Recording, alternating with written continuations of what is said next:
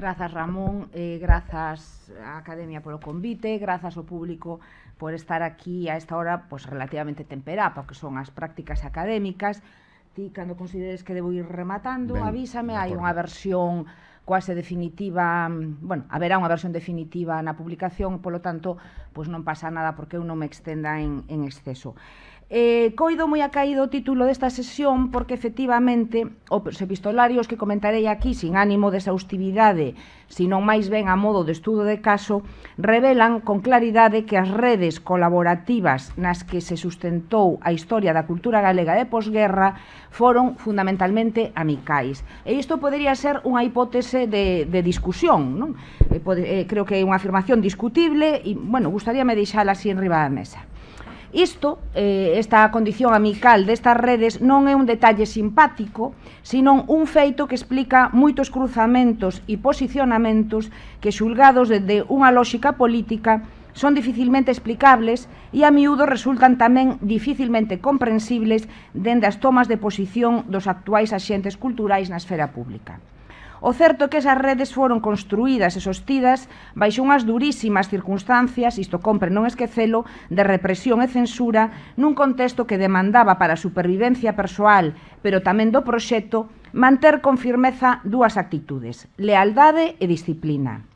Todos estes valores os que me acabo de referir, amizade, lealdade e disciplina, revélanse con absoluta claridade na lectura destes epistolarios nos que se debuxa unha cartografía de redes que non encaixan e que mesmo cuestionan as actuais e que son imposibles de entender se estas últimas, nas que todos nós operamos, non son postas dialécticamente en suspenso. Se non nos sorprende o carácter intraxeracional destas redes, si resulta máis rechamante o feito de que sexan redes verticais ou, dito de outro xeito, interxeracionais. Un factor que lle dá aos vínculos que nelas establecen unha extraordinaria diversidade, profundidade e dinamismo. Explícao moi ben Neira Vilas, nado no 28, cando describe a relación que ele e Anisia mantiveron con Paco, nado no 13, como a un tempo amical, literaria, galeguista e comercial. De aí esta diversidade, profundidade e dinamismo dos vínculos a que me acabo de referir. Este carácter interxeracional está relacionado cun feito epocal que os epistolarios revelan con claridade. Refírome á longa duración dos ciclos amicais. As cartas intercambiadas entre Paco e Neira Vilas van do 59 a 2007. As que Carballo Calero lle escribe a Paco do 32 ao 84, pero que ademais o vínculo amical mantíñase indemne tras longos períodos de silencio e non existía contacto estreito entre eles, pois estaba asumido que as posibilidades de desprazárense eran limitadas. Así, por exemplo, dende agosto do 55, con Carballo e a súa dona xa instalados en Fingoi, Carballo e Paco empezan a planificar unha visita de Paco e Belina a Fingoi. Pois ben, en agosto do 55 Carballo escríbelle: fai moito tempo que non nos vemos, agás breves instantes de tropezo en Santiago que non pasaron de 2, levaban décadas sen verse. Empezan a planificar unha visita que non podería producirse ata setembro do 56. A isto me refiro coa longa duración dos ciclos, coa non necesidade de manter un contacto físico constante e demais. Creo que era unha maneira de entender a amizade un pouco diferente.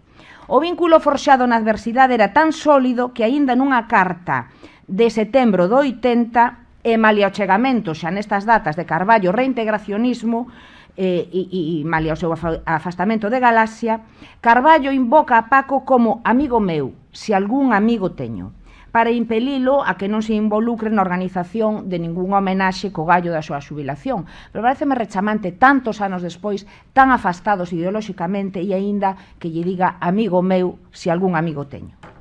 De como manter o vencello amical e facelo compatible coas diferenzas políticas e ou ideolóxicas que inevitablemente ían xurdindo en relacións que se delongaban tanto no tempo, dá boa testemunha o epistolario entre Seoane e Paco. Disculpade que me referirei puntualmente non só aos epistolarios de Cunqueiro e Carballo, sino tamén o de Seoane e mesmo de Tobío e Neira Vilas, non? Porque considero que configuran un mosaico que se entende moito mellor en conxunto. Como dicía, o epistolario de Seoane e Paco. Xa en 1951 empezan a aparecer discrepancias entre eles, en concreto en relación a Manuel Puente e a súa suposta condición de mecenas. Disto xa se falou onte aquí. No 57, a saída de Seoane dos órganos directivos do Centro Gallego abre, en certa forma, unha nova etapa, tamén na relación entre ambos amigos.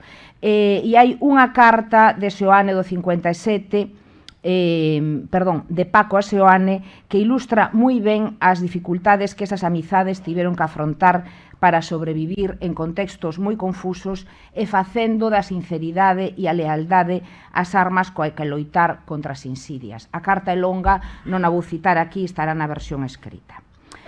Unha das dimensións máis interesantes destes epistolarios é que nos abren fiestras relativamente insólitas aos ámbitos emocionais e sentimentais das masculinidades da época.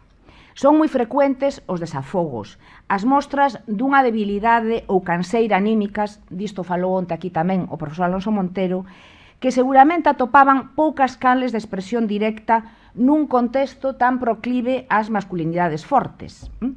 Moi probablemente, esta tamén é unha hipótese, a distancia imposta pola comunicación epistolar propiciaba ese pulo superador do pudor.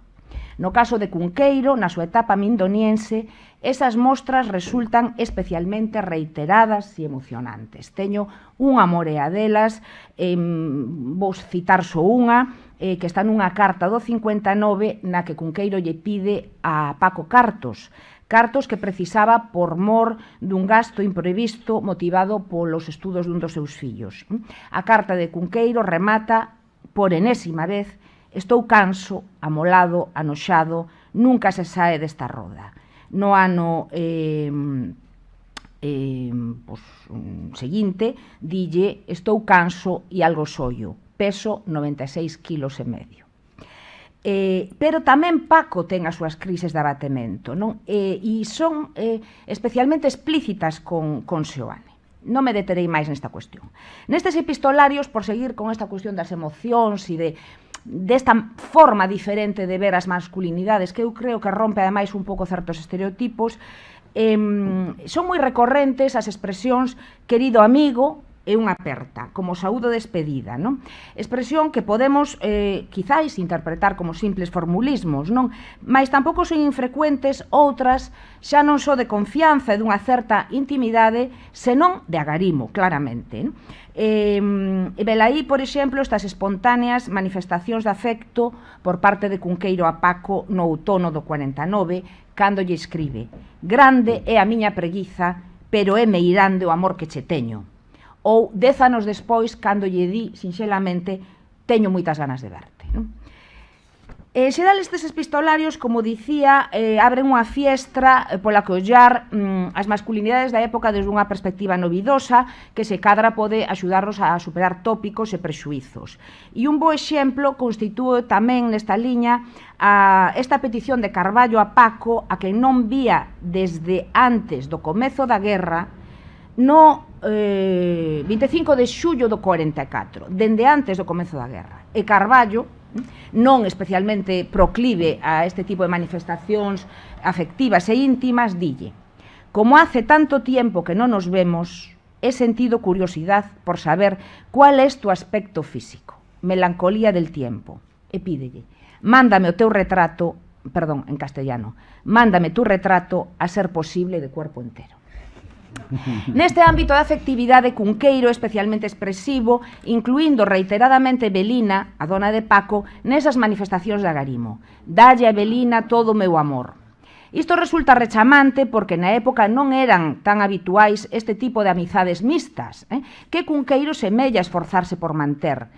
O común nas parellas eran os vínculos entre maridos por unha banda e donas por outro, vínculos que ademais moi a miúdo eran xestionados por eles, polos maridos, que operaban como mediadores, e isto é algo que se aprecia moi ben no epistolario entre Paco e Seoane, non? Reiterados transmisores ambos de saúdos e memorias entre Evelina e Maruxa. Nas cartas emerxen cuestións privadas relativas á saúde dos correspondentes ou das familias e amizades, a circunstancias familiares como os éxitos académicos das fillas de Carballo ou dos fillos de Cunqueiro e sempre os atafegos laborais. Pero, como xa apuntei, son abundantísimas as confesións relativas ao baixo estado de ánimo que denotan unha notable capacidade de manter a confianza e a intimidade mesmo alén da distancia física ou cronolóxica. Neste senso, as cartas revelan unha sinceridade que só pode ser filla da confianza e da lealdade que se profesaban, e retomo aquí unha das ideas que expuxen ao principio, a lealdade como esteo desta rede de relacións. Fixadevos o que lle di Carballo a Paco nunha carta de decembro do 32, demoledora a sinceridade. A túa conferenza causou unha excelente impresión, non así a túa persoa. Recoméndote que ceibes ese ar somnolento de bonzo que traguías, que sexas efusivo cos irmáns e un pouco menos estático. Debes abandonar ese ar de Rabindranath Tagore e sustituílo por unha cordialidade e unha atención que non tiveches para os dacá, os que apenas fixeches caso. Como me chamas o teu preceitor espiritual, eu síntome levado o sermón. Ben, destes exemplos hai algúns máis, todos moi rechamantes. Pero as cartas amosan tamén a axuda incondicional que se prestaban. No caso de Carballo e Paco, esta axuda foi fundamental para que o primeiro puidese cursar por libre os estudos de Filosofía e Letras vivindo xa en Ferrol. O sea, Carballo mándalle insistentes cartas dándolle casi ordes, non pedíndolle, mándame isto, consígueme estes programas, consígueme estes apuntes, fala con tal profesor e demais, non? É dicir, parecía que Paco estaba un pouco ao seu servizo e só así se entende que conseguira esa proeza de rematar Filosofía e Letras vivindo xa en Ferrol. En xeral, os epistolarios, todos os epistolarios, son fiestras abertas a aspectos descoñecidos da identidade de quen o escribe e quen o recibe. Por unha banda, como xa apuntei, porque a distancia espacial e temporal na que a carta se materializa como ponte comunicativa permite abordar cuestións que a proximidade, o trato cotiá vetan, ás veces por pudor, outras simplemente polas cautelas que impón a convivencia. Pero que, ademais, escribir sobre unha, implica sempre un exercicio de autoanálise, e aínda máis cando as cartas pretenden superar unha longa fractura temporal. Quen era eu cando te coñecín? Quen son hoxe? E ti segues a ser aquela persoa que eu apreciaba hai 10, 20 anos? Segues a manter as nosas conviccións? Eu coido que estas son cuestións previas que o emisor, os emisores neste caso, debe resolver antes de coller a pluma e que ten un pouco que ver co que se falou onte, creo, daquela primeira carta de Paco a Seoane tantos anos despois. Creo que debemos pensar un pouco desde esta perspectiva, ese tipo de rarezas. Velaí, isto é o que lle acontece nas cartas, o que acontece nas cartas que Paco lle escribe a Lois Tobío o 26 de abril do 56, residindo Tobío xa en Montevideo. Que non se venden antes da guerra, claro. Na primeira da serie, Del Riego pono ao día da súa situación tras os anos pasados sin vérense, seguramente, como digo, desde que Tobío se exiliara no 39, sino mesmo dende antes. Pero curioso é a dura diagnose que Del Riego fai do seu estado de ánimo ou, como el di, da doenza espiritual que o abura. A cita é moi extensa, paga moito a pena e estará na versión impresa. Os epistolarios nos que Paco está implicado, tanto como emisor como a receptor, amósano como un editor moderno, cun proxecto cultural ben definido, esforzándose por poñer todos os medios posibles para materializalo, medios que aqueles intres exixían, en boa medida, a fichaxe de vontades dispostas a implicárense con xenerosidade. Neste sentido, como tamén se pode percibir nos epistolarios, La noche foi unha sorte de ensaio xeral do que logo sería Galaxia, pois o suplemento permitiu ver quen estaba disposto a implicarse e quen non. Isto vese moi ben nos epistolarios del Riego con Cunqueiro e con Carballo. A reconstrucción do galeguismo de posguerra foi posible porque existiron persoas como Del Riego que antepuxeron os seus ideais aos intereses persoais. O soño de Galaxia fixose a realidade porque Del Riego se empeñou e porque un grupo de homes nobres souberon traballar en equipo, desempeñando infatigable e disciplinadamente o papel que o destino e as circunstancias de axudicaron a cada un deles. Sobre esta cuestión, sobre os roles que cada quen desempeñaba nesta rede, escribirei na versión definitiva. Que gustaríame, non sei se teño tempo, entrar agora brevemente en como a través das cartas se visualizaba a disciplina con que este grupo humano asumía as tarefas que se consideraban precisas en cada intre para facer realidade o que eles consideraban un proxecto colectivo. Velaí, por exemplo, o compromiso de Cunqueiro coa prosa ficcional galega, ao que se refire con rotundidade en carta a Paco do 54. Di: estamos na obriga de facer todo o que seña posible por unha prosa galega. Do que de min depende, e aínda que vou moito máis canso do que a primeira vista semella, prometíme escribir cada ano un tomo de prosa galega e fareino así. Coido que nestes anos de longa soedade é todo o que podo facer polo mellor futuro da pequena patria nosa. Tamén Carballo se pon nas mans de Paco para dar os primeiros pasos no reinicio da súa andaina literaria na posguerra. Tras facerse no 50 co Premio Bibliófilos Gallegos por Axente Navarreira, Carballo consúltalle directamente así a Paco, cito: «Ahora que debo hacer? Hai algo en concreto que sería útil que yo hiciese?» Non hai moita dúbida para min de que Paco debeu tentar con Carballo o mesmo que logo tentaría con máis éxito con Cunqueiro: fichar un novo narrador para a literatura galega, pois por aquel entón escríbelle o Ferrolán a Paco: «Me das tu opinión de que debo escribir en prosa, tanto máis cuanto que agora, según dices, hai posibilidades de editar». Pero o grupo xulgaría Carballo máis útil para outros mesteres, como veremos na versión escrita, nomeadamente a historia da literatura galega e a gramática. Porque compre insistir no carácter grupal desa disciplina que todos acataron. Aínda que, como veremos, os roles e liderazgos estivesen relativamente adxudicados, operábase cunha certa horizontalidade que impedía a consolidación, creo que isto é importante, de dinámicas excesivamente xerárquicas. Esas dinámicas horizontais e disciplinadas maniféstanse con rotundidade nos epistolarios en todo o relativo á planificación dos ingresos na academia, no que non me deterei. Quería simplemente comentar respecto ao que falou onte o profesor Alonso Montero da relación de Paco con América, non?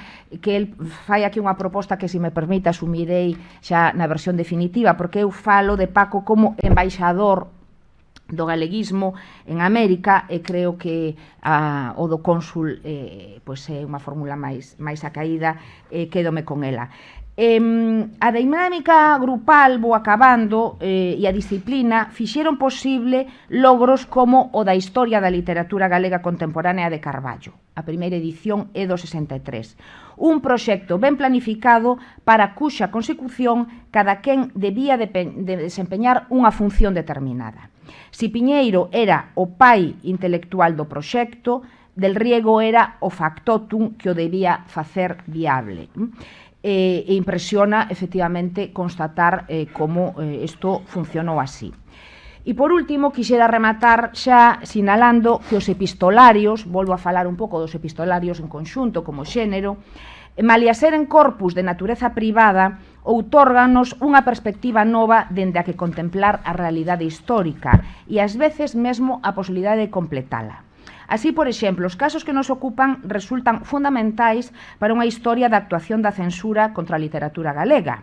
aínda por escribir, malia a achega fundamental de Alonso Montero ou os exhaustivos estudos de caso que nos últimos tempos nos forneceu Xosé Manuel da Silva. Un bo exemplo disto constitúeno, por exemplo, os avatares que rodearon a estrea do Hamlet de Cunqueiro, dos que este vai dando cumprida información epistolar a Del Riego. Tamén son os epistolarios utilísimos para unha historia da evolución dos criterios da canonización literaria e de cales eran os axentes que os aplicaban nun sistema tan pechado e reducido como o galego. Neste senso resulta, por exemplo, moi reveladora a atención prestada á Universidade Española como ámbito posible do que se puidese derivar unha certa complicidade co galeguismo. Hai unha carta, por exemplo, do ano 59 na que Cunqueiro comenta con Paco unha disputada oposición a cátedras de literatura española en Madrid, pero o comentario está feito desde a expectativa dos posibles apoios que do resultado desa cátedra se puidesen derivar, diríamos, para o galeguismo. Non era o mesmo que a gañase unha persoa ca outra, porque determinada persoa podía ter máis afinidade co galeguismo ca outra. En definitiva, os epistolarios sobre os que acabo de sobrevoar revélanse como conxuntos documentais operativos moito máis alá das dinámicas privadas e bidireccionais nas que adoitamos interpretalos. Interesounos agora, ou interésame a min nestes casos, a súa funcionalidade estrutural na construción dunha rede rizomática de relacións que permitiu o desenvolvemento dunha cultura galeguista vizosa e diversa, ao tempo que útil e solidaria. E todos estes adxetivos están moi pensados. O papel fulcral e nodal que xogou Del Riego nesta rede resulta, na miña opinión, a todas luces evidente. Grazas. Moitas grazas. A ti, ben ben.